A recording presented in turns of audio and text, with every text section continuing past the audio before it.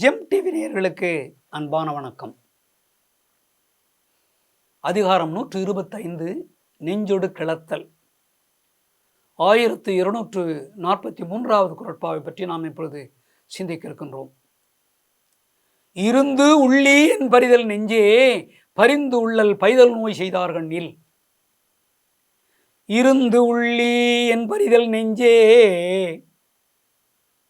பரிந்து உள்ளல் பைதல் நோய் செய்தார் கண்கில். இருந்து உள்ளி என் பரிதல் நெஞ்சே பரிந்து உள்ளல் பைதல் நோய் செய்தார் கண்கில். என்னுடனே இருந்து நெஞ்சமே என்னிடத்திலே இருந்து கொண்டு, நீ என் உடம்பிலே இருந்து கொண்டு எனக்காக இவ்வளவு பரிதாபப்படுகிறாயே. எண்ணி எண்ணி என்னுடைய துயரத்தை நீ எண்ணி எண்ணி அதற்கு எனக்காக வருத்தப்படுகிறாயே. நெஞ்சார மனதார என்னை பற்றி நீ கவலைப்பட்டு வருந்துகிறாயே. எவ்வளவு அன்பு என்னிடத்திலே! இப்படிப்பட்ட அன்பு அவரிடத்திலே இல்லையே, என் கணவரிடத்திலே இல்லையே, என் காதலரிடத்திலே இல்லையே.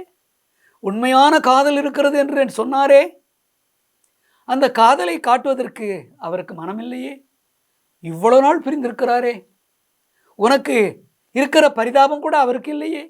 என் மீது இரக்கம் இருக்கிறது உனக்கு, அந்த இரக்கம் அவருக்கு இல்லையே. அவருக்கு ஒரு காலத்தில் என் மீது காதல் இருந்துதானே, அவர் தொடர்ந்து இருக்க வேண்டும் இல்லையா? அந்த காதல் அவரிடத்தில் தொடர்ந்து இருக்க வேண்டும் இல்லையா? இல்லையே. இத்தனை மாதங்கள் ஆகிவிட்டன, இல்லையே, அந்த காதல் தொடர்ந்து இல்லையே. உனக்கு இருக்கிறது, என் உயிர் இருக்கின்ற வரைக்கும் என் மீது உனக்கு காதல் இருக்கும் என்று நான் நம்புகிறேன். எவ்வளவு பரிதாபப்பட்டு எனக்காக நீ வருந்துகிறாய். இருந்து உள்ளி என் பரிதல் நெஞ்சே, எனக்காக இவ்வளவு பரிதாபப்படுகிறாயே நெஞ்சமே. பரிந்து உள்ளல், இப்படி பரிதாபப்பட்டு என்னை பற்றி நினைப்பதற்கு என் கணவன் இல்லையே இந்த இடத்தில். நினைக்கிறாரோ இல்லையோ, நீ நினைப்பதைப் போல, நீ வருந்துவதைப் போல, நீ பரிதாபப்படுவதைப் போல, நீ இரக்கப்படுவதைப் போல அவர் இரக்கப்படுகிறாரோ பரிதாபப்படுகிறாரோ, நினைக்கிறாரோ இல்லையோ, யார் அறிவார்? அறிந்து சொல்வதற்கு யார் இருக்கிறார்கள்? யாரும் இல்லை. என்ன செய்வதென்று எனக்கு தெரியவில்லை. இருந்து உள்ளி என் பரிதல் நெஞ்சே பரிந்து உள்ளல் பைதல் நோய் செய்தார் கண்ணில். இந்த பைதல் நோய் என்றால் தீராத நோய். இதுவரைக்கும் தீரவில்லை, பல மாதங்கள் ஆகிவிட்டன.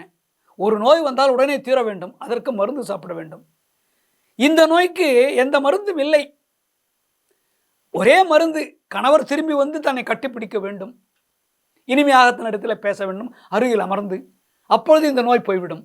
இந்த நோய்க்கு பெயர் பிரிவு நோய். இந்த பிரிவு நோயினாலே எனக்கு மனநோயும் வந்துவிட்டது, உடல் நோயும் வந்துவிட்டது. இந்த மனநோயை, உடல் நோயை, அந்த பிரிவு என்ற துயரத்தை, இந்த நோயை தீர்ப்பதற்கு ஒரே மருந்து அவர்தான். அவர் வர வேண்டும்.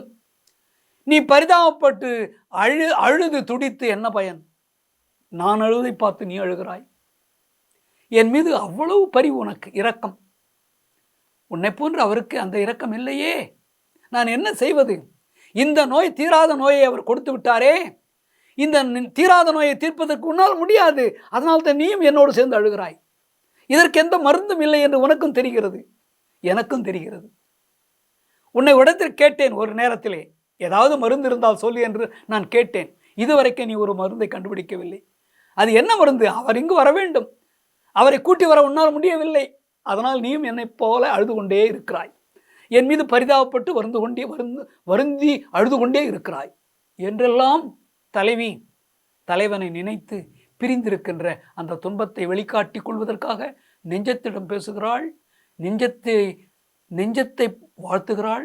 நெஞ்சத்தை பார்த்து, நெஞ்சம் தான் அழுதை பார்த்து நெஞ்சம் அழுகிறது, நெஞ்சம் அழுதை பார்த்து இவள் அழுகிறாள் என்று இப்படியெல்லாம் கற்பனை செய்து திருவள்ளுவர் இந்த பிரிவு நோயை எவ்வளவு கொடியது என்பதை நமக்கெல்லாம் உணர்த்துகின்றார்.